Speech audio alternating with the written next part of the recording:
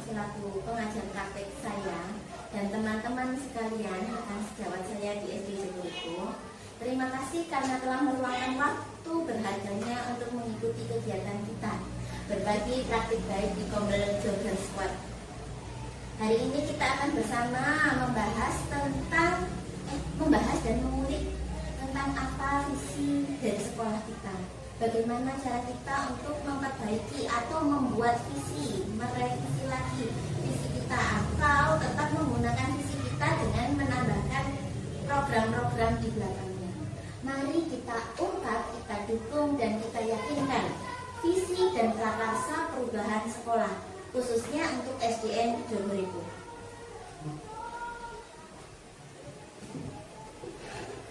Visi dan prakarsa perubahan didasari oleh Merdeka Belajar, di mana anak-anak kita ini diharapkan untuk belajar dengan merdeka, dan kita sebagai pemimpin pembelajaran bertujuan untuk memerdekakan mereka dalam belajar serta mengembangkan profil pelajar Pancasila pada diri anak. Apa saja sih profil pelajar Pancasila itu? Yaitu adanya beriman, bertakwa kepada Tuhan dan berakhlak mulia, serta mandiri, bernalar kreatif, bergotong royong, serta berkebinekaan global. Untuk selanjutnya, cita-cita untuk murid. Kita sebagai guru kan sudah pasti ya punya harapan dan cita-cita. Murid kita itu ingin jadi muridnya seperti apa sih? Kita ingin mereka itu tumbuh menjadi anak yang bagaimana. Oleh karena itu, di hadapan Bapak Ibu guru sekalian sudah ada sticky note. Silakan terlebih dahulu ambil yang warna pink. Pasti semua penasaran untuk apa ini sticky note. Setelah memegang, pertanyaannya jawabnya banyak. Tidak, kita tidak bertanya Bu, kita hanya berbagi ide. Sticky note dengan warna pink dan sebuah alat tulis, boleh pensil atau pulpen atau spidol. Sampun, mari kita pikirkan bersama. Kita memimpikan murid yang seperti apa? Menurut ibu-ibu sekalian, apa sih yang jenengan impikan? Jenengan ingin punya anak yang seperti apa? Ingin punya peserta didik yang seperti apa ke depannya? Monggo dituliskan. Banyak boleh, sedikit boleh, tapi yang tidak boleh tidak menulis. Pasti kan tiap orang punya keinginan deh. Monggo ditulis. Yang sudah saya minta.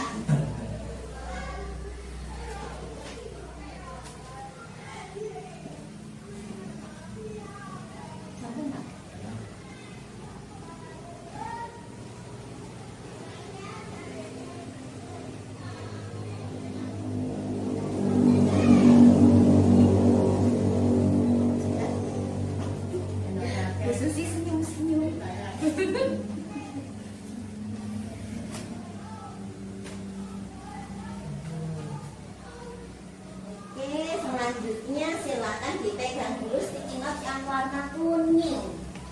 Sebelum kita bahas nanti kita kumpulkan dulu ya.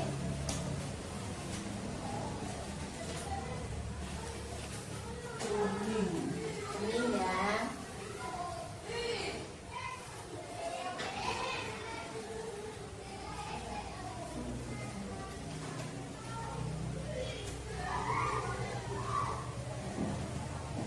Selanjutnya coba jangan jawab yang ini Bu. Kita percaya bahwa anak itu bagaimana? Yang jangan percayai pada diri anak itu apa Bu? Apakah yang jangan percayai pada anak didiknya kita? Silakan ditulis di sticky note warna kuning.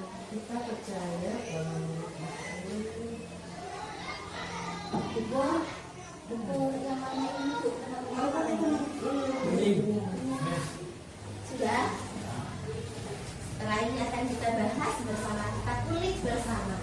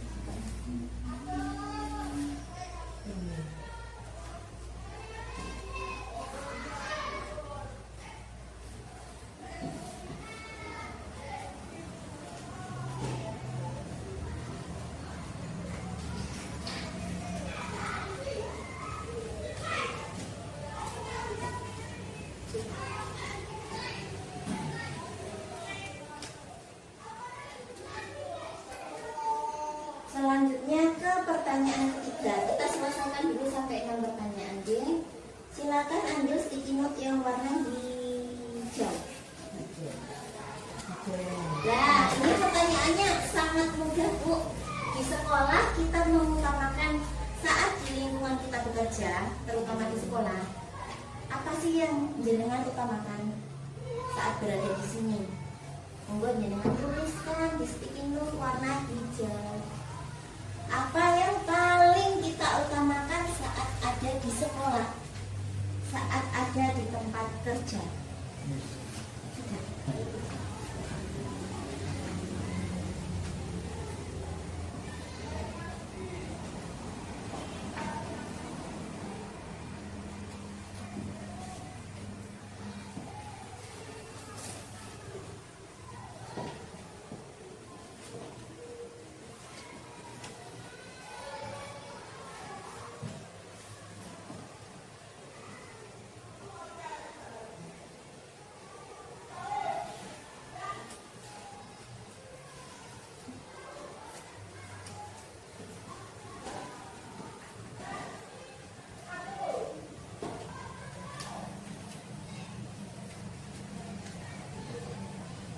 Kita lanjut nih untuk yang keempat. Warna Imutnya yang warna oranye. Murid di sekolah kita sadar betul bahwa apa yang mereka sadari tentang dirinya, menurut dirinya. Apa yang disadari murid menurut bahasanya Bapak Ibu, yang mereka sadari tentang pribadinya. Mereka ini anak yang seperti apa? Kan dengan semerat dari kesehariannya anak-anak ini.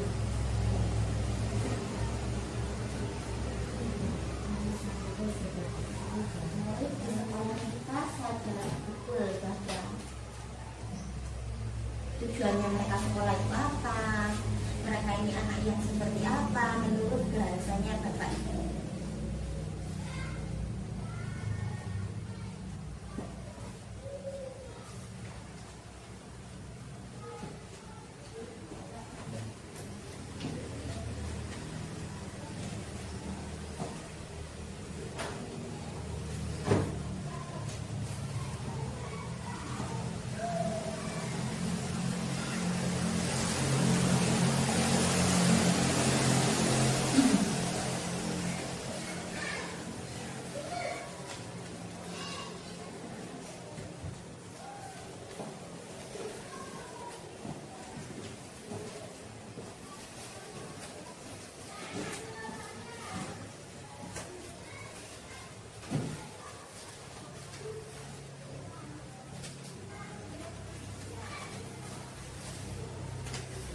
Selanjutnya sticky note yang tersisa warna apa? Kita pakai warna merah lagi ya. Merah masih ada 2, merah dan kuning. Oh ya, pink dan kuning. Untuk pertanyaan berikutnya, geng. Kita warga di sekolah ini yakin untuk apa yang kita yakini untuk kita lakukan di sekolah. Dengan mau apa di sekolah? Sebagai seorang guru, apa yang dengan yakini akan dengan lakukan?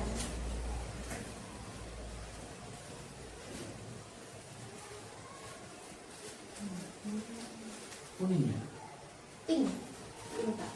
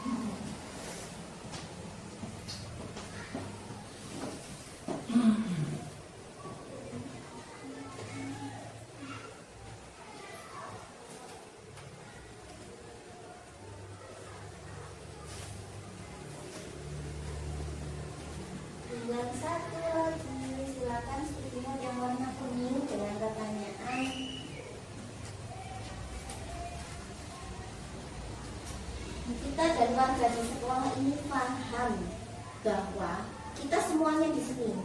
Apa yang kita pahami, apa yang ada di sekolah, situasi, kondisi, atau terkait apa sih yang ada di sekolah, yang kita sadari, yang kita pahami sekolah ini bertujuan untuk apa, atau yang kita sadari potensi sekolah saat ini itu bagaimana, apa yang kita lakukan di sekolah ini seperti apa, apakah sudah sesuai dengan apa yang kita inginkan tadi di pertanyaan nomor 1.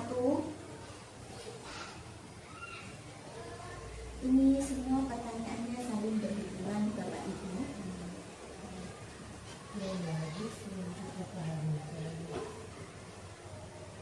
Tugas kita sebagai guru itu apa? Apa yang ingin kita capai saat kita di lembaga?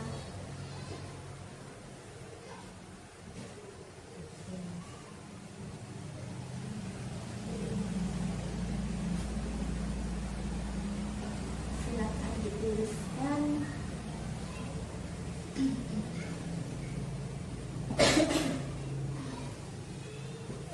Sudah tulis.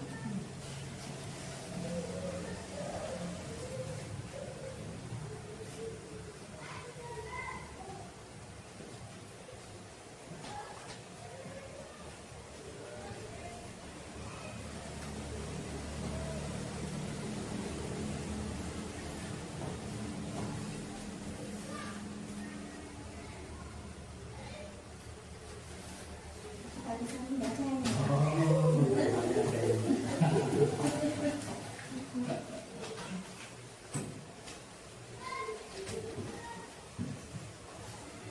Cita-cita untuk murid.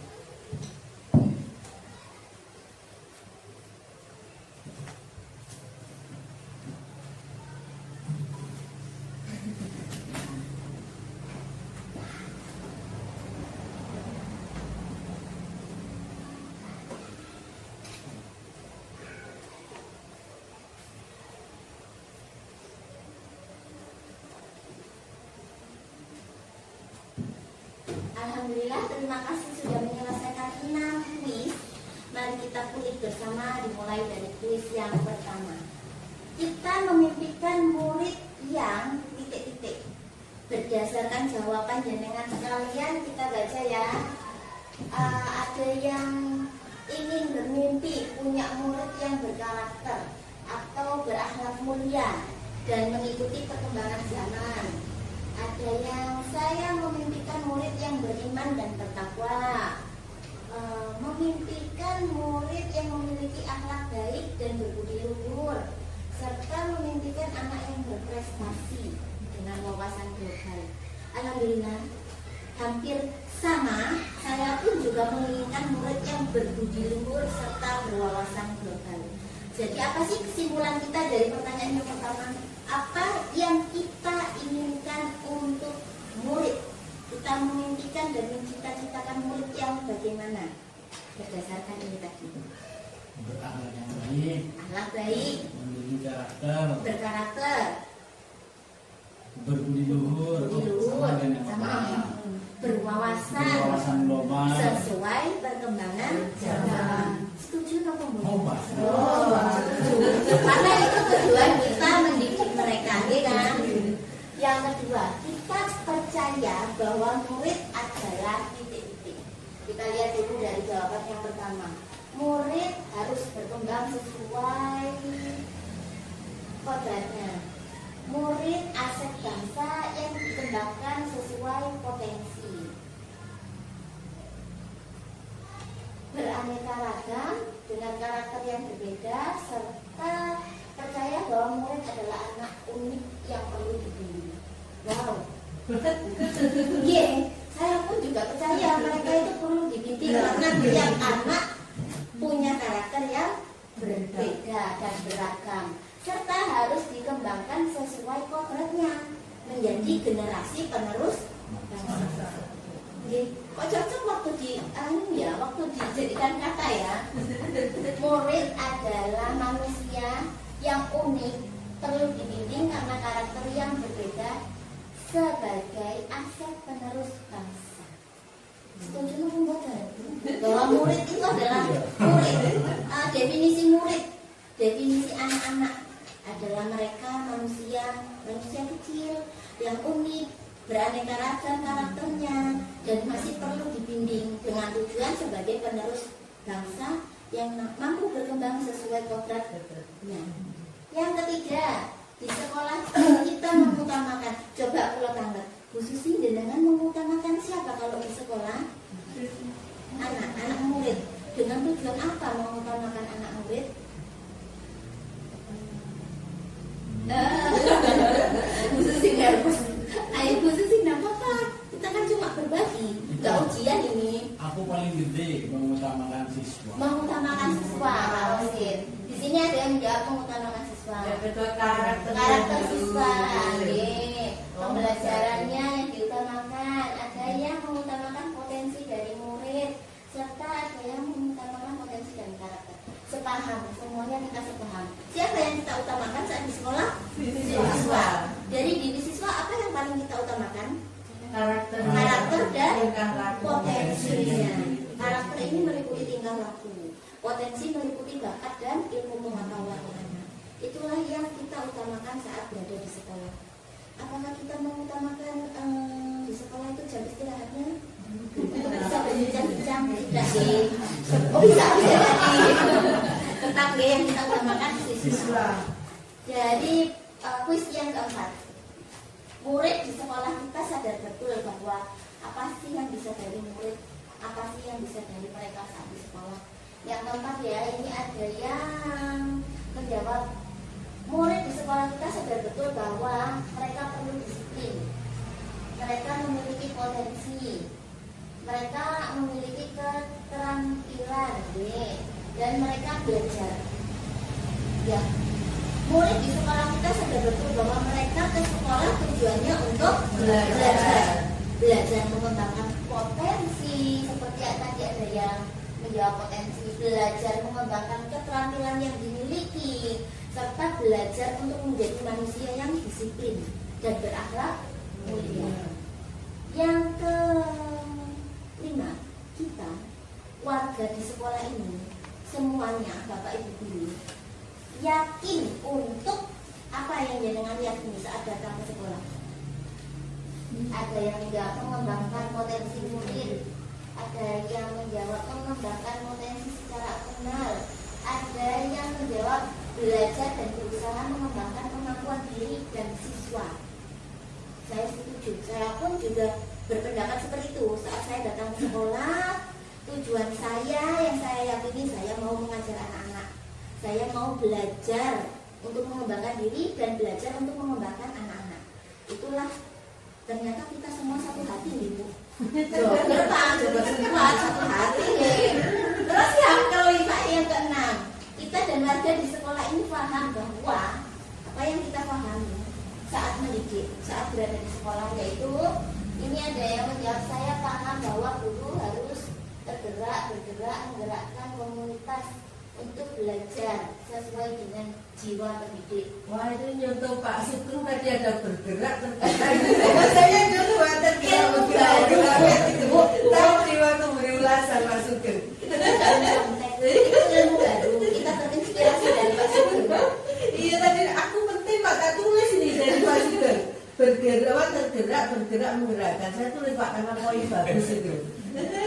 Kita warga di sekolah ini paham bahwa karakteristik siswa nomor 1, setuju. Yang paling utama adalah adabnya mereka, karakternya mereka. Terus ada pembelajaran yang sesuai dengan karakter dan keadaan siswa. Pembelajaran disesuaikan dengan karakter siswa yang beragam. Serta untuk mewujudkan merdeka belajar, guru harus memberi contoh guru sebelum siswa belajar. Berarti guru sebagai seorang tauladan. Terus mewujudkan impian dan tujuan sekolah, terutama dengan merdeka belajar. Ya ini bergerak ini. Betul. Tidak ada yang salah, tidak ada yang maju, semuanya satu hati. Kita warga di sekolah paham bahwa kita sebagai guru harus bergerak dan menggerakkan dengan tujuan mendidik karakter siswa serta memberi pembelajaran sesuai dengan karakter dan keadaan siswa. Guru menjadi seorang teladan. Setuju napa mboten? Wah, ingin itu Bu. Ya nopo Pak Sugeng, nggih napa mboten? Lanjut. Aduh, berarti kesimpulannya tadi apa Pak Bu? Oh, ngapunten sebentar. Itu wali muridnya kelas berapa?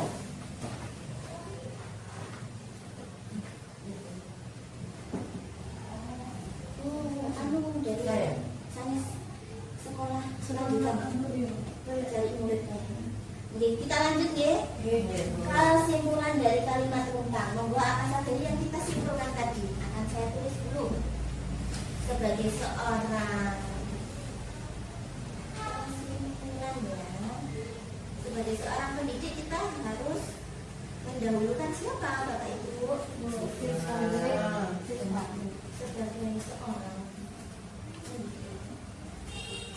kita mengutamakan siswa, baik dari segi apa yang kita utamakan tadi, akhlak, karakter maupun karakter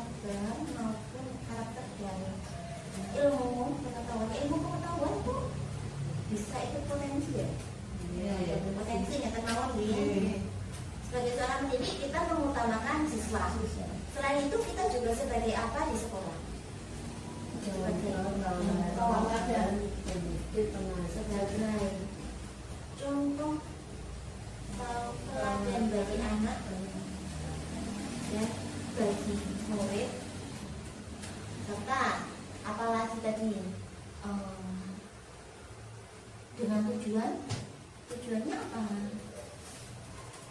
Tujuan menjadikan mereka menjadikan peserta didik tumbuh menjadi manusia yang sesuai yang pertanyaan nomor 1 tadi, sesuai yang dengan inginkan tadi. Tujuannya menjadikan peserta didik kok panjang banget, menjadikan murid aja, murid menjadikan murid berkarakter, beriman, bertakwa, berintak, berwawasan global, mengikuti zaman kan saya mengikuti zaman juga, serta berwawasan global sesuai zamannya. Berwawasan global dengan perkembangan zaman. Oke. Benarkah ini yang kita inginkan tadi di pertanyaan nomor 1?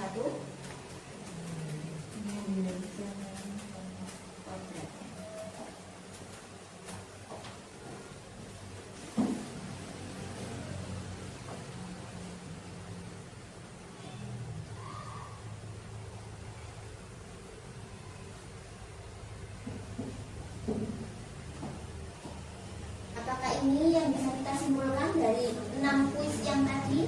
Kalau saya mohon dibaca Pak kesimpulan kalimat rumpang. Sebagai seorang pendidik, kita mengutamakan siswa. Jadi nama boten terkait apa yang kita utamakan? Karakter dan potensi. Di dalam karakter ini ada P5 tadi. Apa saja tadi Pak? beriman, bertakwa, Benar kritis,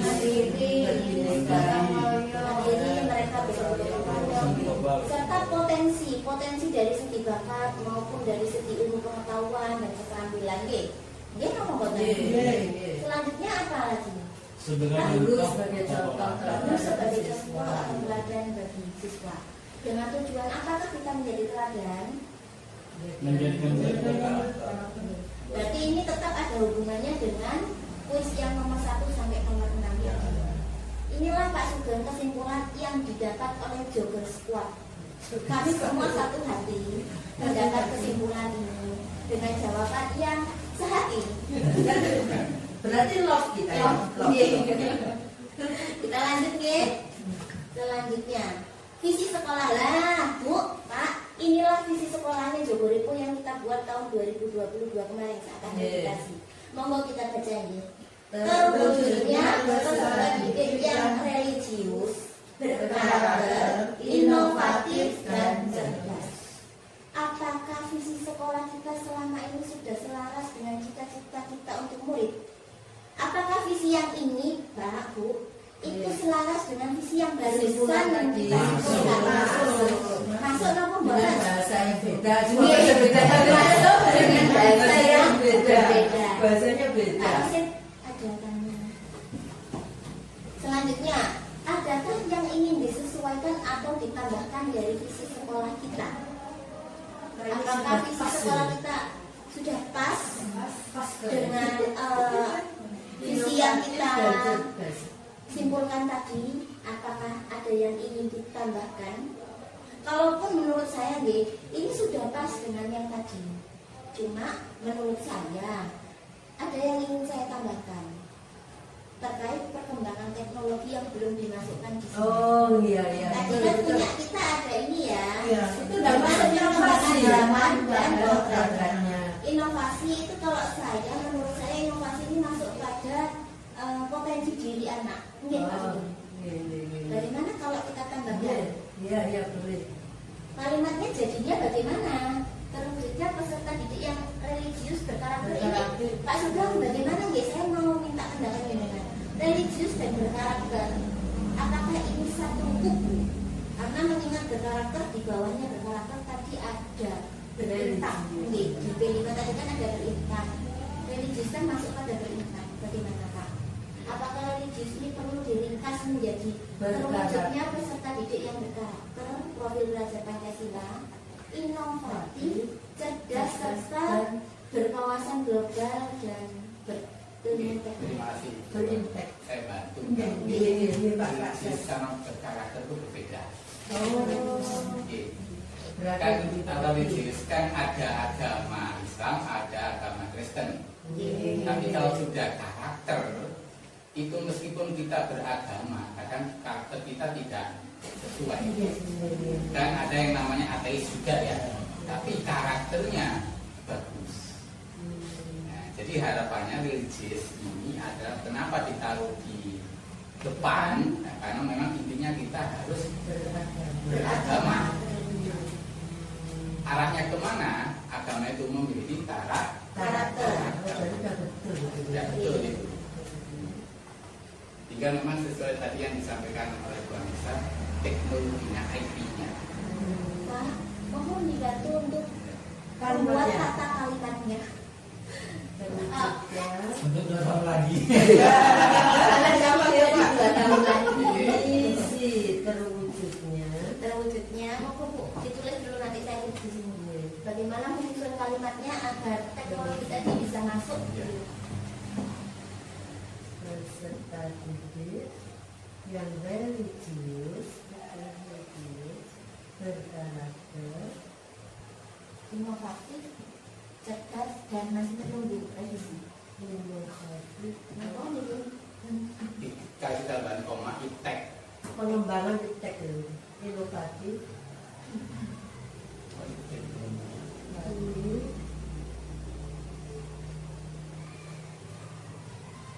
Apa mau buat cerdas, cerdas, dan apa Pak? peserta didik yang religius, Ya, nama iptek saja sudah. berkarakter, Inovatif, cerdas, cerdas serta Cerdas tetap di belakang. Yang tadi sudah betul. karakter inovatif, Iptek. ipteknya tadi Ya. dan cerdasnya tepat. Terima kasih Pak Sugeng atas partisipasinya. Bagaimana Bapak Ibu? Apakah ini sudah bisa kita jadikan sebagai visi terbaru kita di 2 tahun ke depan? bisa Lanjut, Mas. Terima kasih Pak Sugeng. Inilah kesimpulan dari visi sekolah yang kita dapat setelah melalui kuis tadi dan bedah visi sekolah. Selanjutnya, sikap dan perilaku kita. Mari kita diskusikan bersama terkait sikap perilaku murid, kita sebagai guru, kepala sekolah, serta orang tua dalam mencerminkan visi yang tadi. Maka tadi mari kita baca lagi visinya yang terbaru. Terwujudnya peserta didik yang religius, berkarakter, inovatif, berintegrasi. kurang apa ya? Tambah iptek juga Pak. Ya, kalimatnya Apa ya? kayak kalau menurut saya sih ya, Iya, iya, menurut iya. saya iptek dan cerdas itu sudah cukup. Oh, sudah cukup ya. Iya. Oh, ini. Kalau wujudnya peserta didik yang religius, berkarakter, inovatif, iptek, dan cerdas.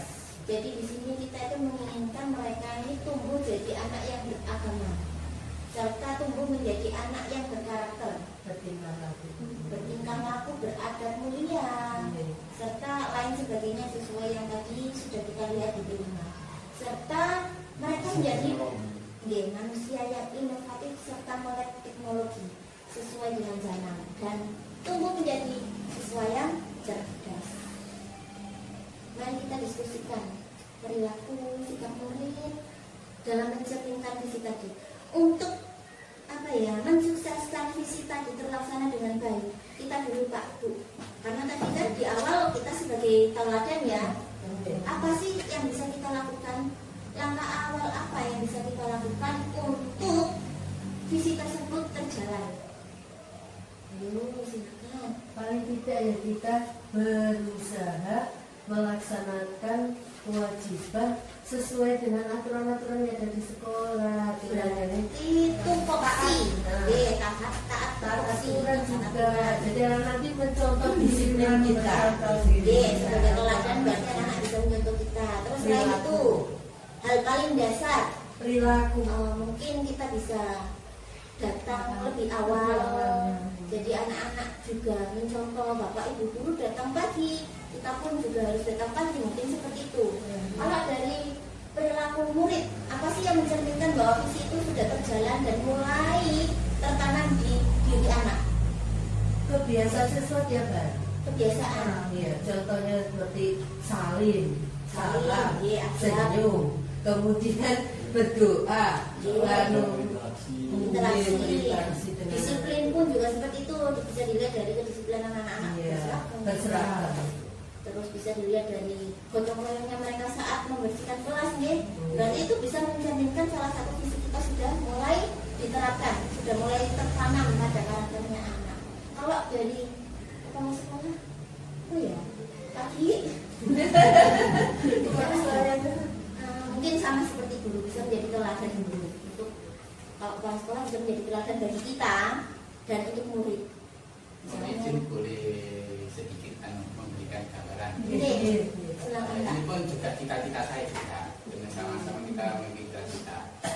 Saat saya mendatangi lembaga teman-teman, ada beberapa lembaga yang dimana anak-anak itu saat ada tamu datang atau guru datang sebagai tamu, itu ikut salaman. Nah, misalnya apakah di sini sudah ada itu atau tidak karakternya anak? Tidak. Kalau anu Pak, misalnya itu bisa tercermin kalau tamunya ini datang ke sekolah, maksudnya ke kelas. Karena anak-anak di sini tuh alhamdulillah Pak ya. Kalau waktunya jam pelajaran mereka tuh jarang berada di luar. Jadi sekalipun ada tamu yang datang hanya Berada di luar. berada di luar. Kalau kondisinya anak-anak sedang di luar, Pak, insya Allah saling. Direspon. Iya, merespon. Mereka sangat welcome dan penasaran. Contohnya saat saya PIDP selama 10 bulan ya. Itu kan asesornya selalu berganti tiap bulan.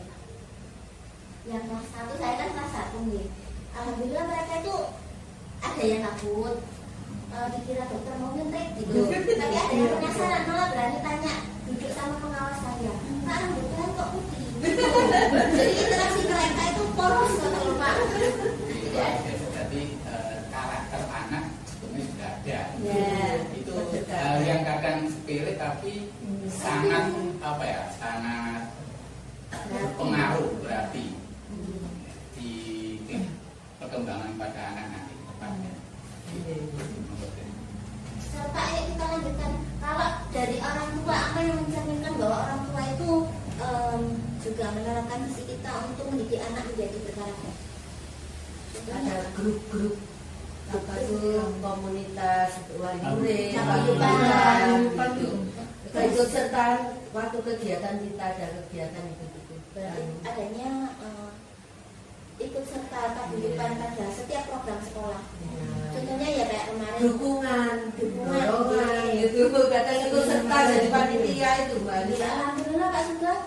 wali murid paguyuban Jogoripo ini jos. Setiap kegiatan ada yang mau datang, misalnya waktu itu pasar kelas 6 besok ini gurunya duduk nangis. Aman, oke, semuanya. Insya Allah Pak, tinggal jadi undangan. Terus kalau dari segi belajarnya anak apa yang bisa memperlihatkan bahwa mereka ini mendukung bahwa anak-anak ini bisa menjadi anak murid yang cerdas. Kalau saya sih misalnya Pak sebagian besar murid saya kelas 1 alhamdulillah sama ibunya itu juga dileskan di rumah. Itu bukti, salah satu bukti menurut saya ya bahwa wali murid itu mendukung anaknya untuk belajar. Mereka mendampingi anaknya belajar entah itu secara pribadi ataupun dileskan. Yang terbaru kan itu ada murid kita yang mulai di kecamatan. Oh iya. Orang tua juga serta kita Mewakili setiap lomba ekskul. tari sama ada beberapa Renang, lomba tari, cabang kapal. lomba yang ikut mewakili kecamatan. Itu dukungan penuh dari wali murid. Yang melatih tadi. Itu Pak. Jadi mungkin ya kapan hari mungkin besok-besok saya minta tolong melatih tari murid saya. Bisa dikondisi. Mari dilanjut ya. Oh ini yang saya tulis hanya sekedar contoh. Tadi kan kita sudah mendiskusikan nih. Salah satu contohnya kita untuk bisa mengimplementasikan visi tadi yaitu guru masuk tepat waktu, ramah pada anak. Ini tak membuat wajib gitu ya, sama mengajar dengan senang hati. Kalau dari segi murid bisa dilihat bahwa visi itu sudah mulai tertanam dari kedisiplinan dan adabnya mereka, sopan santunnya mereka sehari-hari. Serta kalau dari orang tua ya ini mendukung dan mendampingi anaknya belajar di rumah. Nah, kalau ini Bapak Ibu, karena misi kita tadi adalah apa tadi Bu Susi isinya?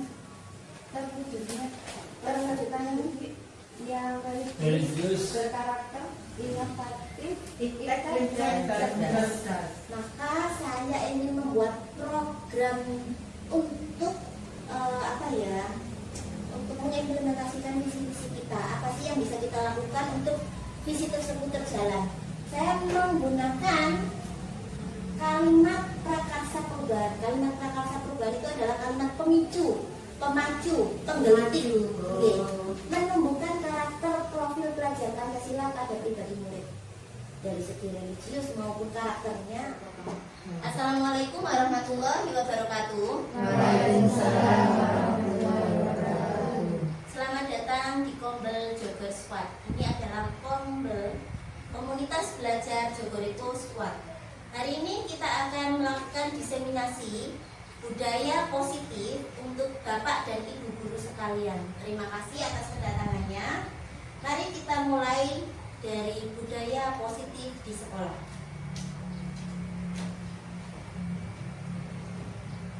Budaya positif merupakan perwujudan dari nilai atau keyakinan universal yang diterapkan di sekolah. Jadi itu adalah nilai-nilai kebajikan yang ada di sekolah. Budaya positif dapat mendorong murid untuk mampu berpikir, bertindak, dan mencipta sebagai proses memerdekakan diri sehingga murid mampu mandiri dan bertanggung jawab. Hal ini sejalan dengan visi pendidikan menurut Ki Hajar Dewantara, yaitu pendidikan itu memerdekakan murid. Konsep inti budaya positif terdiri dari beberapa bagian. Yang pertama, adanya perubahan paradigma belajar. Yang kedua, disiplin positif. Yang ketiga, kebutuhan dasar manusia. Yang keempat, motivasi perilaku manusia. Kelima, posisi kontrol sebagai seorang guru, keyakinan kelas, serta segitiga restitusi dalam penyelesaian masalah. Berikutnya yang pertama, pembelajaran dengan paradigma baru. Pembelajaran dengan paradigma baru bertujuan untuk merancang prinsip pembelajaran yang berdiferensiasi, sehingga peserta didik belajar sesuai kebutuhan berdasarkan tahap perkembangan sesuai teori psikologi modern untuk mewujudkan profil pelajar Pancasila. Di sini mari kita ingat kembali profil pelajar Pancasila. Apa saja sih profil pelajar Pancasila indikatornya? Yang pertama ada beriman, bertakwa kepada Tuhan Yang Maha Esa, berakhlak mulia. Iya betul. Yang pertama beriman, bertakwa kepada Tuhan Yang Maha Esa dan berakhlak mulia. Selanjutnya ada apa? Mandiri. Mandiri. Berikutnya bernalar kritis, kreatif, bergotong royong dan berkebinekaan global. Berikutnya yang kedua, disiplin positif. Disiplin positif adalah pembiasaan hal yang baik, mencakup sikap atau perilaku maupun tutur kata oleh seluruh warga sekolah. Warga sekolah itu siapa saja Bapak Ibu guru? Kepala sekolah, Kepala sekolah, guru, peserta didik, Wah, siswa, peserta didik, masyarakat, komite, para stakeholder itu juga termasuk warga sekolah. Terutama bagi murid agar dapat berkembang menjadi pribadi yang kritis, mandiri, dan bertanggung jawab. Jadi pada intinya pembiasaan disiplin positif itu bertujuan untuk murid agar berkembang menjadi pribadi yang kritis, mandiri, dan bertanggung jawab. Sebagai pendidik, tujuan kita adalah menciptakan peserta didik yang memiliki disiplin diri, sehingga mereka berperilaku mengacu pada nilai kebajikan universal dan memiliki motivasi dalam diri menuju perubahan perilaku ke arah yang baik. Nilai-nilai kebajikan universal, dari tadi kan kita membahas nilai-nilai kebajikan universal. Apa saja sih contoh nilai kebajikan yang ada di sekolah secara umumnya? Nilai kebajikan itu adalah nilai baik, nilai positif yang kita kembangkan. Misalnya anak peserta didik disiplin dalam berpakaian, mentaati aturan di sekolah, juga disiplin guru, tanggung jawab guru, misalnya guru datang tepat waktu, mengisi kelas atau mengajar dengan menyenangkan. Terus apalagi nilai kebajikan yang harus kita tunjukkan pada anak. Ramah. Apa Mak? Ramah. Ramah. Caranya 5S. Kita bisa menunjukkan sikap ramah pada anak dengan 5S. Apa saja? Senyum, sapa, salam, saling, sopan. Itu adalah hal paling dasar yang bisa kita tunjukkan pada anak. Kita lanjut nggih. Kebutuhan dasar manusia. Manusia, sebagai manusia kita tentunya memiliki beberapa kebutuhan dasar. Kebutuhan dasar manusia merupakan sesuatu yang kita lakukan untuk mendapatkan apa yang kita inginkan. Jadi untuk mendapatkan apa yang kita mau, kita memerlukan sebuah usaha. Seluruh tindakan yang kita lakukan memiliki tujuan. Semua usaha terbaik yang kita lakukan agar kebutuhan dasar kita terpenuhi dengan baik. Ada pula kebutuhan dasar manusia yaitu bertahan hidup. Kebutuhan dalam bertahan hidup meliputi kebutuhan makan, pakaian, tempat tinggal, kenyamanan, dan kesehatan, serta adanya kebutuhan kasih sayang atau rasa ingin diterima. Hal ini adanya rasa ingin diterima, rasa ingin diperdulikan, rasa berbagi atau empati, solidaritas, kerjasama, dan menjadi bagian dalam kelompok maupun masyarakat. Sosialisasi antar teman itu termasuk kebutuhan yang mana Bapak Ibu? Kasih sayang dan rasa diterima. Apa sih tujuan kita berteman? Adalah untuk memiliki teman. Terus apa tujuan kita dalam memiliki teman? Saling berbagi, saling berbagi, saling empati, simpati, saling solidaritas. Itulah tujuan kita. Terus dalam kebutuhan dasar dalam segi penguasaan, memiliki indikator adanya harga diri, keinginan untuk dianggap, keinginan menjadi seorang pemimpin, keinginan berprestasi, diakui dan didengar.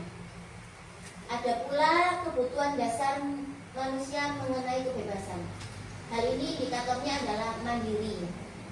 Setiap manusia belajar untuk mandiri adalah kebutuhan dasar mereka terkait kebebasan. terus memiliki pilihan, mencoba hal baru, mampu mengendalikan arah dirinya, memiliki cita-cita. Cita-cita itu berdasarkan apa yang kita inginkan atau berdasarkan suruhan. Yang kita inginkan. Nah, itu termasuk dalam indikator kebebasan karena berdasarkan apa yang kita inginkan, bukan dari tuntutan. Selanjutnya kebutuhan terkait kesenangan, indikatornya adalah adanya rasa ingin bermain, adanya humor, adanya antusias dan tertawa yang ada pada diri manusia. Selanjutnya kebutuhan dasar manusia berkaitan dengan 3 hal. Ini sangat wajib. Dalam memenuhi kebutuhan, kita memerlukan suatu usaha. Dan dalam suatu usaha sudah pasti ada 3 ini. Adanya hukuman, konsekuensi, dan restitusi. Yang akan kita dapat jika usaha kita berdampak pada orang lain. Misalnya, mari kita bahas yang hukuman. Hukuman ini adalah akibat dari usaha kita yang berdampak negatif, yaitu tidak terencana atau tiba-tiba. Misalnya kita melakukan sebuah kerjasama. Dari hasil kerjasama ini tidak menghasilkan sesuatu yang baik. Ada pula indikatornya kenapa kok menghasilkan sesuatu yang tidak baik. Karena adanya sesuatu atau perencanaan yang tiba-tiba, perubahan rencana atau adanya insiden. Serta kalau di wilayah sekolah ya, di lingkungan sekolah, murid tidak tahu apa yang akan terjadi. Nah, hukuman ini itu diberikan. Misalnya saya memberikan sebuah hukuman pada murid. Apakah murid tahu apa yang akan saya berikan, hukumannya bentuk apa? Nah, Tidak, karena hukuman itu bersifat spontan.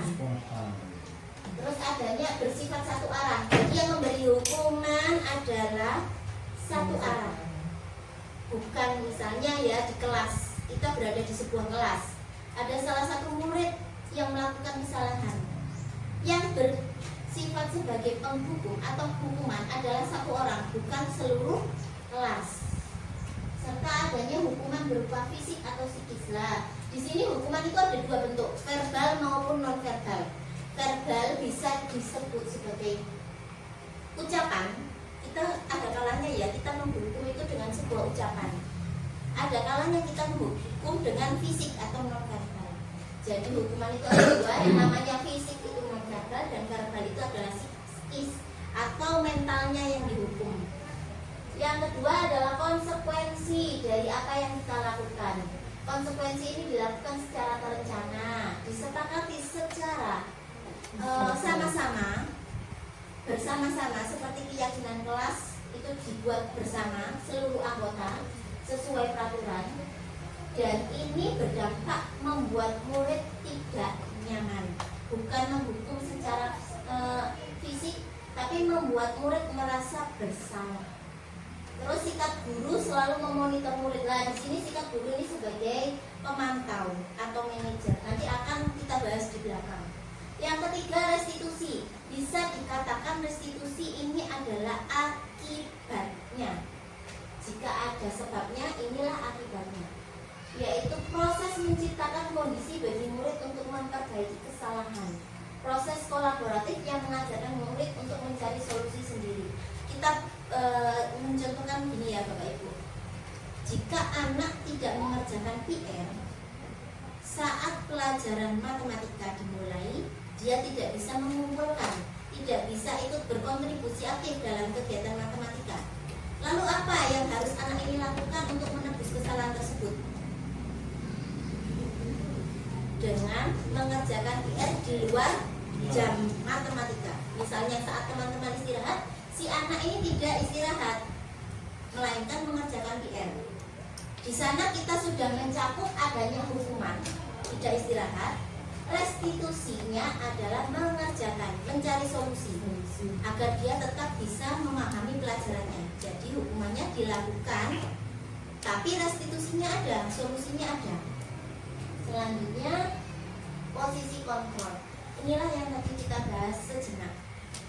Apa sih posisi kontrol kita sebagai guru? Seorang guru memiliki 5 posisi kontrol.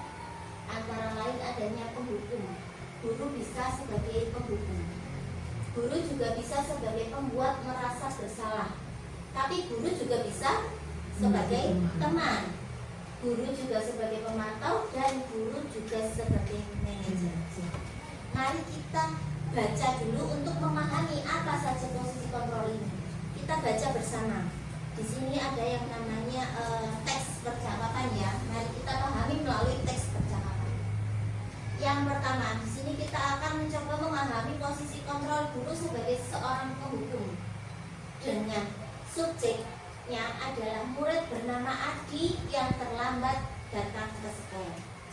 Di sini guru menggunakan nada suara yang tinggi, bahasa tubuhnya melotot atau jari menunjukkan tanda menghardik.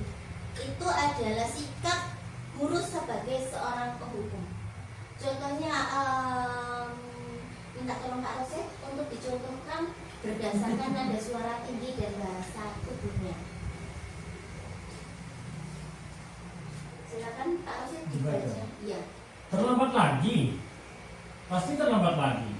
Selalu datang terlambat. Kapan bisa datang tepat waktu? Nah, di sini guru sudah mempraktekkan posisi sebagai seorang penghukum. Guru sudah menggunakan nada suara yang tinggi dengan bahasa tubuh mata yang melotot. Apa sih tujuannya melakukan hal ini? Yaitu tujuannya adalah memberi hukuman dalam bentuk verbal atau ucapan. Hasilnya, murid akan marah dan mendendam atau bersifat agresif. Murid akan semakin marah pada guru, pada Pak Guru kalau dimarahi dengan nada yang seperti itu. Bisa jadi sesudah kembali duduk, murid tersebut akan mencoret buku atau meja. Lebih buruknya lagi, sepulang sekolah akan menggores kendaraan. Nah, ini adalah perumpamaan. Jika kita menggunakan posisi kontrol sebagai seorang guru, ada kalanya murid itu bukan semakin baik, bukan semakin sadar, tapi semakin dendam. Apakah posisi penghukum ini harus kita hindari? Ya, harus kita hindari. Sebagai seorang guru kita boleh menghukum, tapi sebisa mungkin hindari posisi guru sebagai seorang penghukum. Selanjutnya kita mencoba posisi seorang guru sebagai pembuat merasa bersalah. Yang indikatornya yaitu nada suaranya memelas, halus atau sedih, dengan bahasa tubuh merapat pada anak. Intinya guru merangkul anak, bukan merangkul dalam artian kontak fisik ya, tapi mendekat pada anak. Minta tolong kepada Bu Pur, coba Bu Pur praktekkan bagaimana posisi kontrol seorang guru sebagai pembuat merasa bersalah dengan mengucapkan kalimat ini. Adik, kamu ini bagaimana ya? Kamu sudah berjanji dengan ibu tidak akan terlambat lagi. Kamu kenapa ya senang sekali mengecewakan ibu? Ibu benar-benar kecewa sekali. Nah, setelah membacakan kalimat ini, Pupur menggunakan intonasi nada suara yang halus namun sedih. Apa sih yang akan murid rasakan? Bisa jadi murid akan merasa bersalah. Bersalah telah mengecewakan ibu atau bapak gurunya. Murid akan merasa menjadi orang yang gagal dan tidak sanggup membahagiakan orang lain. Kadangkala sikap seperti ini lebih berbahaya daripada sikap penghukum. Kadangkala ya, karena emosi akan tertanam rapat di dalam. Murid akan menahan perasaan. Tidak seperti murid dalam dengan guru penghukum, di mana murid menumpahkan amarahnya walaupun dengan cara negatif. Murid tertekan seperti inilah yang tiba-tiba bisa meletus amarahnya, bisa menyakiti diri sendiri dan orang lain. Nah, monggo Bapak Ibu kita pahami sejenak. Pembuat rasa bersalah. Kalau tadi kita berusaha untuk menghindari posisi sebagai seorang penghukum, apakah kita juga harus menghindari posisi pembuat rasa bersalah? Iya, tetap dihindari, tapi bukan berarti tidak boleh dipakai. Membuat rasa bersalah itu akan menanamkan diri mindset pada diri siswa. Aku tidak berharga. Aku ini terlalu bodoh. Aku ini terlalu Pembuat masalah. pembuat masalah. Wangonan. Iya.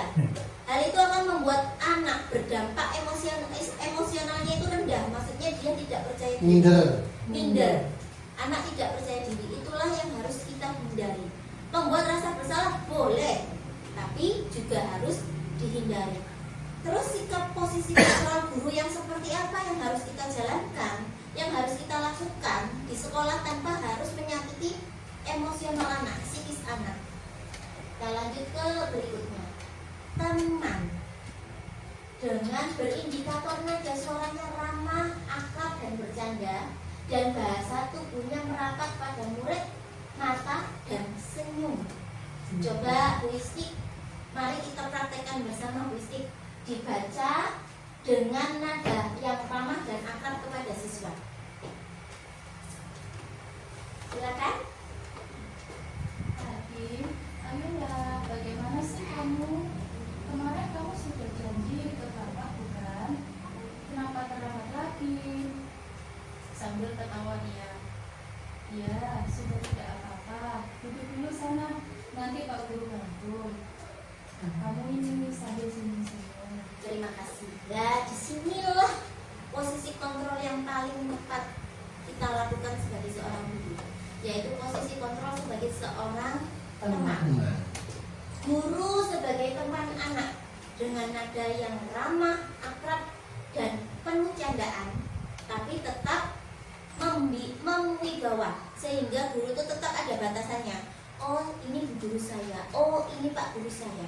Tetap murid itu ada batasan dengan guru. Di sini dengan menggunakan nada dan intonasi yang seperti indikator ini, murid akan merasa senang dan akrab dengan guru. Ini termasuk dampak positif. Kalau murid merasa senang dan akrab pada guru, tidak menutup kemungkinan murid akan suka pada pelajaran yang Bapak Ibu guru berikan. Tapi juga ada sisi negatifnya, yaitu murid menjadi tergantung pada guru tersebut. Murid akan membandingkan antara guru satu dengan guru yang tadi. Oh, aku lebih enak sama Pak Guru yang itu, orangnya baik dan ramah, pelajarannya enak, aku suka. Kalau sama guru yang ini aku nggak suka pelajarannya, gurunya kereng, gurunya keras. Adanya perbandingan seperti itu adalah dampak negatifnya. Dan bila ada masalah, ada problem, si anak ini akan mencari guru yang dia rasa dia suka, yang dia nyaman, bukan pada guru lain. Sedangkan kan kita tidak tahu ya, jika anak cocok pada guru kelas 4 misalnya, terus saat naik kelas 5, kelas 6, di kelas 6 ada problem, kira-kira yang dicari si anak ini siapa? Wali kelas 6 atau guru yang tadi dia sukai, wali kelas 4? Yang disukai lah, itu adalah salah satu contoh yang bukannya salah, tapi kurang benar. Karena si anak statusnya kelas 6 kan ya, yang tahu kehidupan anak di kelas 6 adalah wali kelas 6. Guru kelas 6 keren mungkin Bu. Ya bisa jadi Pak, tapi sebagai seorang guru kita juga harus memposisikan diri kita sebagai teman, biar anak merasa nyaman. Bukan hanya pada kita, tapi pada seluruh guru. Jadi seluruh guru di Jogger Squad saya harap dapat menerapkan posisi kontrol sebagai seorang teman, sehingga murid tidak saling membandingkan antara kita sekalian dia Bapak Ibu guru. Kita ini sama di mata anak. Itulah yang saya inginkan, agar semuanya bisa melakukan posisi kontrol seorang teman. Berikutnya adalah posisi kontrol sebagai pemantau. Lah, kalau kita biasanya sebelum diseminasi ini, saya sendiri pun akan beranggapan posisi guru sebagai pemantau. Apakah ini Pak Ki sebagai kepala sekolah? Kan begitu ya. Kita akan berpikir guru sebagai pemantau. Siapa pemantau kita di sekolah? Ya kepala sekolah, kan begitu. Ternyata tidak. Guru pun, guru kelas, guru mapel, guru olahraga, guru BK, siapapun yang ada di sekolah bisa menjadi seorang pemantau. Dengan ada suara datar dan bahasa tubuh yang formal, kita bisa inilah ciri-cirinya guru sebagai pemantau di kelas. Misalnya Bu Susi, silakan Bu Susi dibaca. Guru ini sebagai posisi pemantau dengan ada suara yang datar, bahasa tubuh yang formal, berwibawa, silakan Bu Susi. Adi, tahukah kamu jam berapa kita memulai? Tahu Pak. Kamu melambat 15 menit. Apakah kamu sudah mengerti konsekuensinya yang harus dilakukan bila terlambat? Paham Pak, saya harus tinggal di kelas, jam istirahat nanti dan mengerjakan tugas ketertinggalan saya. Iya, benar. Nanti pada saat jam istirahat, kamu harus tinggal di kelas untuk menyelesaikan tugas yang tertinggal tadi. Saya tunggu. Nah, disinilah Bu Susi mencontohkan guru sebagai pemantau. Berbicara dengan anak menggunakan nada yang datar, namun bahasa tubuh yang formal menunjukkan posisi seorang guru. Kalau tadi adalah posisi sebagai teman ya, kita berusaha akrab dengan siswa. Di sini kita menunjukkan posisi kita bahwa kita adalah gurunya mereka. Hasilnya adalah murid akan memahami konsekuensi yang harus dijalankan karena telah melanggar peraturan sekolah. Guru tidak menunjukkan emosi berlebihan atau marah atau membuat mereka merasa bersalah, sehingga murid dibuat tetap tidak nyaman dengan harus tinggal di kelas pada saat istirahat dan mengerjakan tugas. Guru tetap harus memantau murid pada saat mengerjakan tugas di jam istirahat karena murid tidak bisa ditinggal seorang diri. Nah, di sini Bu, ayo kita bandingkan posisi sebagai seorang pemantau dengan posisi sebagai pembuat rasa bersalah. Kalau tadi anak akan terluka secara emosi, dia akan merasa minder karena dia merasa saya pembuat masalah. Sedangkan di sini anak tidak akan merasa minder karena dia akan memahami, ancen aku salah dan ini konsekuensinya. Aku bersalah dan aku harus melakukan konsekuensinya, menjalankan konsekuensi dari kesalahan. Kalau yang tadi pembuat rasa bersalah ya, dia hanya akan merasa bersalah tapi tidak melakukan apapun untuk memperbaikinya. Sedangkan di posisi kontrol sebagai pemantau, anak akan merasa bersalah namun tetap menjalankan konsekuensi. Berdasarkan teks dari 5 posisi kontrol tadi, menurut Bapak Ibu guru, apa yang paling prioritas kita lakukan posisi kontrol apa? Sebagai pemantau. Sebagai pemantau. Mantap. Selain pemantau, turunlah sedikit ke posisi teman. Teman. Jika posisi pemantau dan teman ini masih kurang konsekuen, kurang berdampak pada hasil akhirnya, ya kita turun lagi ke pembuat rasa Membuat bersalah. rasa bersalah. Penghukum itu sebisa mungkin dilakukan nanti terakhir, sebisa mungkin kita menghindari. Ya Bapak Ibu. Ya. Ya. Nah, ini manajerial. Ini wajib dimiliki oleh semua guru, semua pendidik maupun tenaga pendidik. Manajer dengan nada suara tulus, bahasa tubuh tidak kaku, mendekat pada murid. Ini berbeda dengan teman ya. Kalau teman tadi akrab, kalau ini mendekat tapi bukan dalam artian akrab, biasa ke murid. Intinya kita bisa menjadikan diri kita sebagai orang tua di sana, memposisikan diri kita sebagai ibunya anak-anak atau bapaknya anak-anak. Misalnya, Adi, apakah kamu tahu jam berapa sekolah dimulai, Nak? Tahu Pak, jam 7. Tadi kamu terlambat. Kira-kira bagaimana kamu akan memperbaikinya? Saya bisa menanyakan teman, Pak, untuk mengerjakan tugas yang tertinggal. Ini jika tugas yang tertinggal. Jika tadi upacara yang tidak dilakukan oleh Adi, bagaimana? Apa yang akan dilakukan oleh Adi? Kan ngoten nggih Bapak Ibu. Jadi kita bisa menggunakan bahasa yang tulus, bahasa keibuan untuk apa ya? Berkomunikasi dengan anak agar si anak ini merasa nyaman dengan Bapak Ibu gurunya. Jadi intinya di sini kita menerapkan sistem apa ya? Ada guru, ada murid. Di sini adalah guru dan murid, bukan guru dengan teman. Jadi kita berusaha menyadarkan anak sehingga nanti anak ini akan berestitusi, mencari solusinya. Baik itu bisa dilakukan, apakah besok akan ada masalah untuk kamu agar hadir tepat waktu ke sekolah, Adi. Disinilah bentuk restitusi. Adi akan melakukan restitusi pada dirinya sendiri, yaitu tidak Kak, saya bisa hadir tepat waktu. Di sini menunjukkan usaha Adi untuk mencari solusi dari kesalahannya dan tidak mengulangi kesalahannya. Inilah bentuk restitusi, mencari solusi dan berusaha untuk tidak mengulangi kesalahan. Pada posisi manajer, suara guru sebaiknya tulus, tidak perlu marah, tidak meninggikan suara apalagi menunjuk jari kepada murid, tidak berkaca pinggang atau bersikap seolah-olah menyesal tanpa sedih sekali. Intinya kita tidak overthinking, tidak terlalu mendramatisir gitu Bapak Ibu. Kan ada kalanya kita mendramatisir ya. Saya pun juga seperti itu. Tapi setelah diseminasi ini mari kita perbaiki bersama. Apa yang kurang dari diri kita. Fokus ada pada murid, bukan untuk membahagiakan guru atau orang tua. Murid mengetahui adanya masalah dan perlu adanya suatu solusi. Intinya dalam mengambil posisi pemantau, guru akan melihat konsekuensi dan peraturan. Dalam posisi pemantau, adanya peraturan dan konsekuensi itulah yang harus kita sadarkan pada diri anak. Kalau kamu melanggar aturan, maka konsekuensinya begini.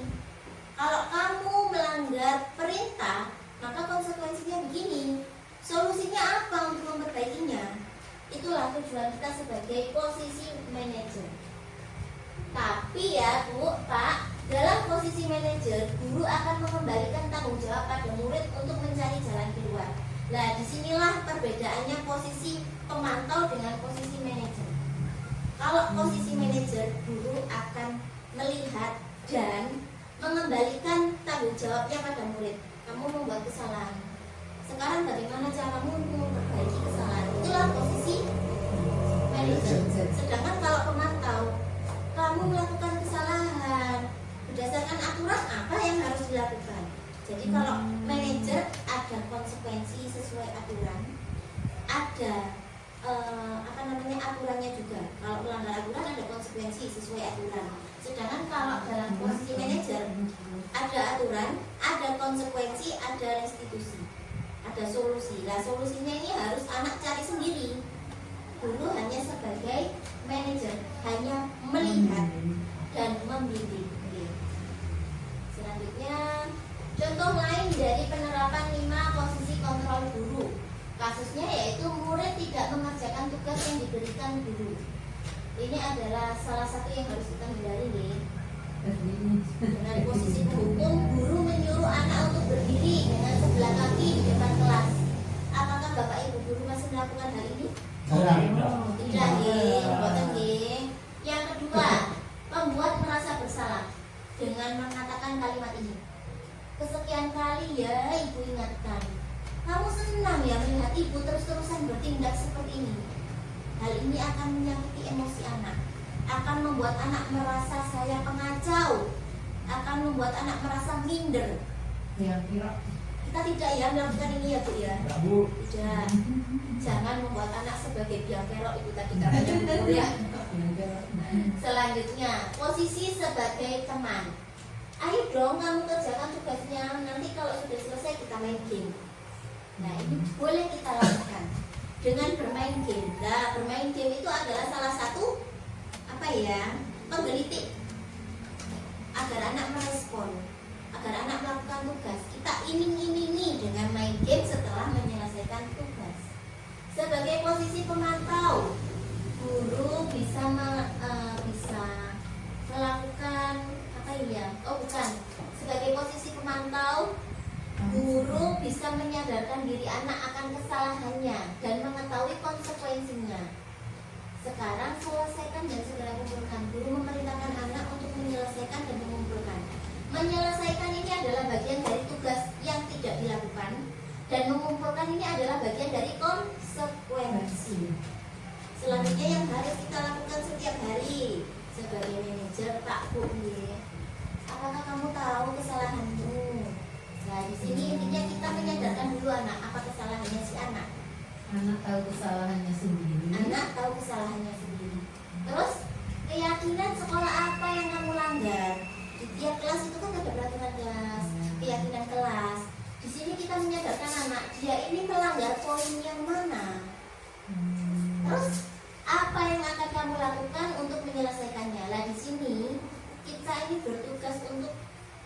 menggeliti anak agar anak ini melakukan sebuah solusi dari kesalahannya, agar anak ini melakukan bentuk tanggung jawab atas bentuk tanggung perbuatannya. jawab atas perbuatannya. Inilah yang wajib kita lakukan terlebih dahulu daripada 5 posisi kontrol yang tadi.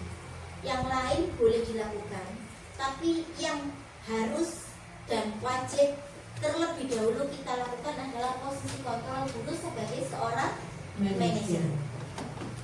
Kita lanjut ke tahapan berikutnya. Ini adalah games ya Bapak Ibu. Coba jenengan baca dan jenengan tebak kira-kira ini ikut posisi kontrol yang mana. Saya kecewa sekali dengan kamu. Di sini ada tanda seru loh Bapak Ibu. Berarti nada suaranya bagaimana? Saya kecewa sekali dengan kamu. Oh, Posisi penghukum ini. kontrol apa? Apakah ini penghukum? Penghukum. Baik, kita Tanda lihat serunya siapa apa? yang menjawab selain penghukum. Saya cuma lupa. Oh, cuma lupa. Pembuat Ada pembuat rasa bersalah, penghukum, pemantau, teman, manajer. Membuat rasa bersalah. Membuat rasa bersalah. Ada lagi yang berbeda jawabannya? Apakah ini tanda serunya 3 itu pasti marah-marahin. Tanda serunya 3 itu. Tapi di sini ada kalimat ini loh Bu Put. Oh iya, Saya kecewa. sekali dengan kamu. Saya kecewa kan itu berarti guru memberitahukan isi hati. Isi hatinya, merasa bersalah. Kalian ya, ini adalah posisi kontrol pembuat rasa bersalah. Karena ada utara hati, utara rasa. Saya kecewa. Selanjutnya games berikutnya. Kamu tidak benar-benar melakukannya. Sekarang keliling lapangan 3 kali. Betul. Karena ada Wisi gitu, lari 3 kali. karena ada ini keliling lapangan 3 kali, bentuk hubungan fisik. Ya, nah Hukum. 100 kalau ini sudah kelihatan ya. Berarti sering gitu. Selanjutnya posisi kontrol apakah ini? Kira-kira bagaimana kamu akan memperbaiki masalah ini? Apa tadi? Tahu. Ada pemantau, manajer. Pemantau. Kira-kira bagaimana kamu? Manajer. Manajer. Tidak manajer pemantau. Pemantau. Kalau manajer ketika Mencari adanya Ada menyadarkan kesalahan, kesalahan, terus tanggung terus jawab atas kesalahan. iya. Kalau ini Pemantau. pemantau. Menurut saya pun ini juga pemantau. Kita lihat ya. Yang berikutnya, ayolah lakukan demi Bapak Ibu. Oh, teman itu. Ayo. Teman. Ini karena indikasinya adalah permintaan tolong bahasa yang biasa kita lakukan. 5S. Ayolah, tolong Bapak Ibu. Gitu. Merayu. Merayu, benar. Kalau ini teman. Kalau yang ini, kamu terlambat 15 menit menyadarkan kesalahan. Manajer. Apakah kamu sudah mengerti konsekuensi bila terlambat? Apakah manajer atau posisinya itu sebagai pemantau? Pemantau. Pemantau, karena ini adalah bertanya saja Bertanya aja. adanya penguatan kesalahan, dan di sini ada kalimat tanyanya, apa kamu sudah mengerti? Tapi bukan solusi kan, Iya. cuma mengerti kesalahan saja. Ini adalah pemantau. Jadi yang tadi yang tidak ada jawabannya tadi itu adalah posisi manajer, karena di sana juga punya yang mana tadi halaman berapa tadi? Ini ya.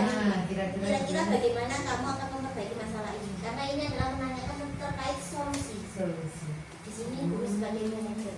Perbedaannya dengan ini adalah kamu sudah mengerti, hanya bertanya kan, menguatkan stabilnya anak, menguatkan kesalahannya anak. Di sini adalah sebagai pemantau. Selanjutnya kita akan bahas tentang keyakinan kelas, peraturan di kelas. Saya yakin tiap kelas memiliki keyakinan yang berbeda kan, peraturan yang berbeda tiap kelas. Mari kita bahas bersama. Keyakinan kelas merupakan kesepakatan kelas yang diyakini bersama guru dan murid dengan harapan dapat meningkatkan kedisiplinan murid. Tujuannya adalah mengatur tiap tindak dan tanduknya murid demi meningkatkan kedisiplinan. Keyakinan kelas berupa pernyataan, dibuat dalam bentuk positif dan bersifat abstrak. Tidak terlalu banyak sehingga mudah diingat dan dipahami. Semua warga kelas ikut kontribusi dalam pembuatan keyakinan kelas. Jadi intinya adalah mengutarakan pendapat, membuat aturan kelas berdasarkan diskusi satu kelas, baik itu murid maupun guru. Di sini ada beberapa contoh ya. Keyakinan kelas yang pertama, setiap anggota kelas perlu belajar, senang, melakukan tugas, saling menghargai dan merasa aman. Ini adalah peraturan awal atau keyakinan awal. Terus selalu bersikap positif, senantiasa menjadi diri yang terbaik, hormat kepada guru dan teman, tidak memakai barang milik orang lain tanpa izin, serta bekerja sama. Mari kita lihat nanti contohnya salah satu keyakinan kelas yang ada pada kelas saya di saat jam istirahat. Kalau kelas saya kelas 1, Bapak Ibu punya 2 keyakinan kelas. Yang pertama adalah keyakinan atau kesepakatan kelas saat jam pelajaran. Yang kedua adalah keyakinan kelas, kesepakatan kelas saat jam istirahat. Nanti kita saksikan ya di halaman akhir. Selanjutnya kita akan membahas tentang segitiga restitusi. Segitiga restitusi, pasti penasaran yang namanya segitiga restitusi. Ini adalah salah satu langkah yang harus dilakukan guru dalam menyelesaikan masalah. Entah itu dengan murid, entah itu sesama rekan kerja. Inilah segitiga restitusi. Bentuknya seperti ini. Ada menstabilkan identitas, ada validasi tindakan yang salah, serta adanya menanyakan keyakinan.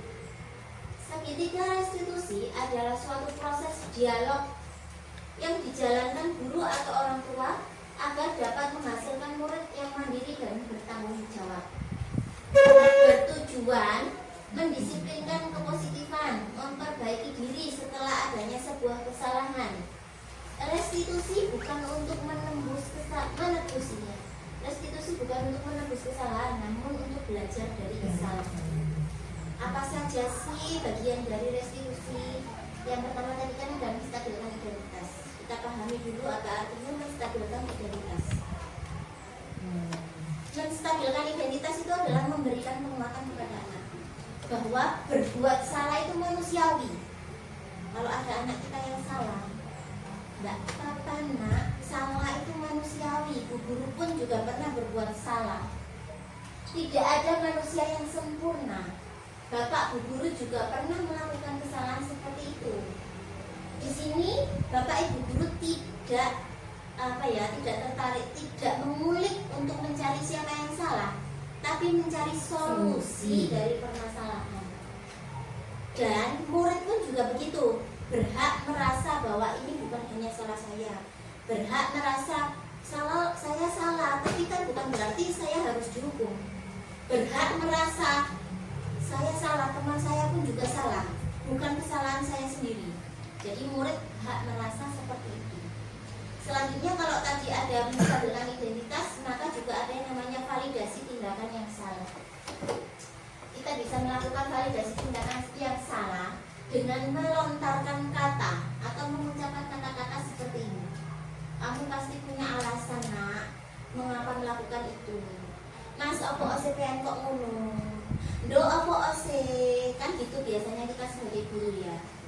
Terus kita juga bisa melontarkan kata, padahal kamu bisa melakukan yang lebih buruk dari ini ya.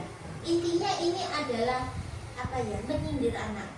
Kalau anak melakukan kesalahan, misalnya dia mencoret bukunya teman, kita kadang menyindir anak dengan bahasa sindiran. Lah aku dicoret, suwe enai kok om. Lah aku dicoret, buang aja apa? Itu kan di sana anak akan merasa wala, bukannya guru mengurui atau mengajari yang tidak baik, tapi di sana kita akan membuat perbandingan. Kamu ngapain buku temanmu dicoret? Buat naik. Di situ anak akan merasa, berarti aku salah. Coret itu salah, aku malah buat ya tambah salah. Kan gitu Pak Kuni. Dia akan menstabilkan emosinya. Dia akan memahami tindakannya bahwa salah. karena aku nyari buku ini salah. Nah buku kongkon dua kan berarti ya tambah salah. Terus gak usah dilakoni dua-duanya. Anak akan seperti itu pada akhirnya. Terus di sini ada kalau anak belanja nih bu aku dilokno, bapak aku disebut-sebut, kan biasanya anak-anak seperti itu ya. Di sini kita bisa mengatakan seperti ini. Kamu patut bangga pada diri sendiri karena kamu telah melindungi sesuatu yang penting. Oleh nak kan seperti itu oleh kan melindungi diri. Cek bapak gak dilokno oleh. Kita tetap mengacu pada yang tadi, yang pertama. Anak boleh merasa bersalah. Ini membuat salah itu manusiawi. Kita menguatkan ini kembali, menstabilkan identitas. Boleh kok kamu melakukan hal itu boleh, karena kamu melindungi apa yang kamu anggap penting. Jadi kita tetap salah itu boleh, apapun salahnya itu boleh. Tapi kita di sana berusaha menyadarkan anak untuk tidak mengulangi kesalahan. Yang terakhir adalah menanyakan keyakinan. Jika anak contohnya Adi tadi datang terlambat ya, di sini kita menanyakan keyakinan kelas. Adi, sekolahnya itu masuknya jam berapa? Jam 7 bu guru. Loh, kan kok datang setengah 8? Di sini kan kita menanyakan keyakinan kelas. Terus nilai apa yang telah kita sepakat? Sepakatnya masuk sekolah jam 7. Kan kok datang jam setengah 8? Gambaran kelas ideal menurut kamu lah. Menurut Pean Adi, lek masuknya setengah 8. Wes panas kait pelajaran. Kira-kira Pean nyantong nggak nang ilmu nih? Pean belajarnya tenang nggak? Apa nggak kesusu istirahat, selak ngelak, selak luwe? Di sini kita akan berusaha untuk memberikan gambaran kelas. Kelas yang ideal masuk jam 7 dengan kelas yang menurut dia itu baik. Jadi kita membandingkan. Jika kelasnya dimulai jam 7, istirahatnya nanti jam 9 lebih seperempat, dengan kondisi suasana yang masih agak dingin, belum panas. Jika sekolahnya masuk setengah 8 atau jam 8, istirahatnya jam 10, dengan kondisi yang sudah panas cuacanya. Di sana kita membandingkan. Jadi anak itu bisa menilai, oh iya ya, lek masuknya isu untuk istirahatnya cepat, lek masuknya awan untuk istirahatnya awan. Nah di sanalah tujuan kita menanyakan sebuah keyakinan pada anak. Terus pada akhirnya kita akan bertanya, Pean iku le kepingin dadi murid kaya apa? Kepingin dadi murid sing ya apa? Sing rutin masuk sekolah, rajin, disiplin, sesuai peraturan, apa sing selengean sak karepe dhewe. Kan biasanya kita gitu ya. Di sini menanyakan keyakinan itu adalah untuk menguatkan pribadinya anak. Memperbaiki kesalahannya anak dengan cara menguatkan kepribadian, menguatkan identitasnya anak, memperbaiki apa yang kurang menjadi sesuatu yang positif. Di sini saya akan memberikan salah satu contoh ya dalam penggunaan restitusi. Ada murid saya, 2 anak, yang satu ini pinter, dia punya akademik yang tinggi, tapi sering lupa mengerjakan PR. Sehingga pada waktu PR dibahas, hanya dia melihat. Yang satunya anaknya rajin, cuma tidak suka buang sampah di tempatnya. Senengannya buang sampah di laci.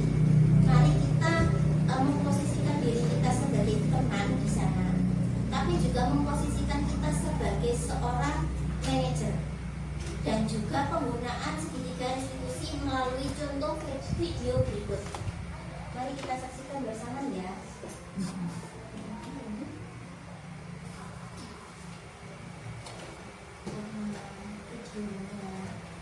Tidak bisa diputar secara otomatis, jadi diputar secara manual.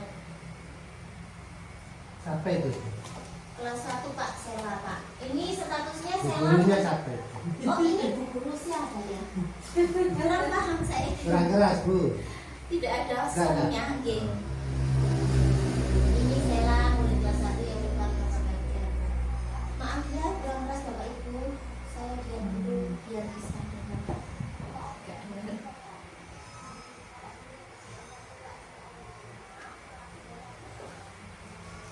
Nah, di sini Sela itu menjelaskan alasannya tidak mengerjakan PR. Pulang sekolah main HP. Setelah itu sekolah TPI dan madrasah. Malamnya tidak sinau main HP. Sampai dia lupa bersama-sama dengan teman membahas PR karena dia tidak mengerjakan.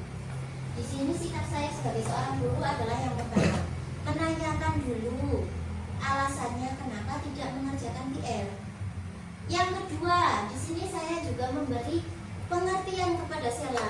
Loh, kalau tidak mengerjakan PR kan bagaimana kalau nggak bisa ikut mengerjakan sama teman-teman bersama-sama di kelas? Keyakinannya kan peraturannya di kelas kan wajib mengerjakan PR. Di sana saya berusaha untuk menyadarkan anak terkait kesalahannya dan hubungannya dengan peraturan di kelas, keyakinan di kelas. Langkah berikutnya adalah saya melakukan kesalahan, validasi kesalahan. Enggak, kalau tidak mengerjakan PR itu akibatnya apa? Terus kalau tidak mengerjakan PR kan, sedangkan PR itu wajib dikerjakan menurut peraturan. Konsekuensinya apa? Yaitu mengerjakan di saat jam istirahat tadi. Solusinya apa? Apa kamu ingin seperti ini? Apa kamu ingin jadi murid yang tidak paham aturan? Dia akan menjawab, tidak Bu, saya akan mengerjakan PR. Lain kali saya tidak akan main HP sampai terlalu malam. Di sini kita adalah berusaha menstabilkan identitas murid, menstabilkan dirinya, emosinya, agar dia tidak merasa terbebani sehingga melakukan tugasnya, mengerjakan PR dengan rasa sukarela, bukan keterpaksaan. Selanjutnya ya Pak Bu, kita lanjut ke contoh kedua. Ini murid saya yang kebiasaannya makan saat jam pelajaran. Pagi sebelum senam beli kue ke Mbak Sun, dibawa masuk ke kelas, waktunya pelajaran sambil nulis, sambil makan. Ya sambil omong-omongan. Di sini adalah yang saya lakukan pertama adalah membuat dia merasa dia berbicara dengan teman. Mas Evan kenapa kok makan saat pelajaran? Luwe buru lapar. Evan mengatakan seperti itu.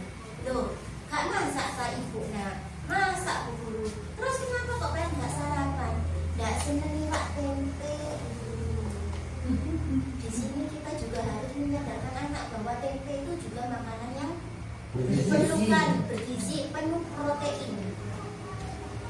Itu langkah saya yang pertama. Langkah yang kedua saya lakukan adalah bertanya, kira-kira Mas makan di dalam kelas itu baik atau tidak? Terus keyakinan kita, peraturan di kelas bagaimana? Peraturan di kelas itu tidak boleh makan saat jam pelajaran. Nah itu kok Mas Evan makan? Kan dia sendiri yang jawab. Peraturannya apa? Anaknya menjawab sendiri, tidak boleh makan saat jam pelajaran. Disitulah kita mengulik anak hingga anak bisa menjawab sendiri peraturan di kelasnya dia langgar sendiri. Di sana kita menyadarkan anak pada kesalahannya sendiri. Langkah berikutnya adalah kita memberikan anak sebuah pilihan. Terus gimana Mas? Biar tidak makan di kelas. Berarti harus makan sebelum senam. Di sana anak akan membuat dan memposisikan dirinya. Oh iya, untuk tidak makan di dalam kelas dalam kondisi aku lapar, berarti sampai sekolah langsung beli, langsung makan sebelum senam. Di sana anak akan memecahkan masalahnya yang pertama. Masalahnya yang kedua adalah saat makan di kelas dia buang sampahnya itu di laci. Di sana kita akan memberi sebuah alasan. Mas, kalau buang sampah di laci, nanti banyak nyamuk, yang digigit siapa? Kan nggak mungkin Bu Guru, yang dekat dengan lacinya kan pahamu, kakimu. Berarti yang digigit siapa? Nah di situ anak akan menjawab, iya Bu Guru, untuk sikilku sih dicakar nyamuk gatel. Anak akan menjawab seperti itu. Jadi anak akan tahu konsekuensi dari perbuatannya. Dia buang sampah di laci, berarti nanti yang kotor adalah lacinya. Kalau ada nyamuk, yang digigit juga kakinya. Di sana anak akan menyadari kesalahannya hingga pada akhirnya dia akan berakhir seperti ini. Wes Bu Guru, lek buang sampah di tempat sampah, lek maem sak durunge senam. Itu adalah solusi yang akan dia dapatkan sendiri. Guru tidak boleh, Mas, besok tidak boleh makan di kelas yo. Besok lek buang sampah di tempat sampah, tidak. Tapi guru adalah membimbing anak agar anak mendapatkan sendiri itu solusinya, jawabannya. Itu istilah yang dinamakan segitiga restitusi, penggunaan segitiga restitusi dalam sebuah masalah. Bukan hanya anak dengan dirinya sendiri, kita pun juga bisa menggunakan pemecahan masalah menggunakan segitiga restitusi pada konflik anak dengan anak antar teman, atau bisa juga konflik antar kita dan sesama rekan kerja. Misalnya saya dan Pak Rosid, Pak, kayak niku kok gak tau ngewangi aku lek wayah praktek. Di situ saya akan menstabilkan identitas saya. Apakah aku pernah berbuat salah pada Pak Rosid sehingga Pak Rosid tidak membantuku, kan begitu aku. Jadi penggunaan segitiga restitusi dalam pemecahan masalah ini amat sangat amat sangat baik. Karena memang di sana kita akan mengulik akarnya terlebih dahulu hingga akan membuahkan hasil. Jadi masalahnya itu dikulik dari bawah, dari akarnya terlebih dahulu. Sekian penjelasan mengenai budaya positif di sekolah. Mari kita lakukan dan kita praktekkan bersama. Kalau ada yang tidak kita pahami, mari kita refleksikan bersama, kita diskusikan bersama agar semuanya berjalan dengan baik dan lancar. Saya serahkan kembali acara kepada Bapak Kepala Sekolah untuk pengisi selanjutnya. Terima kasih. Sekian dari saya. Assalamualaikum warahmatullahi wabarakatuh. Waalaikumsalam warahmatullahi wabarakatuh.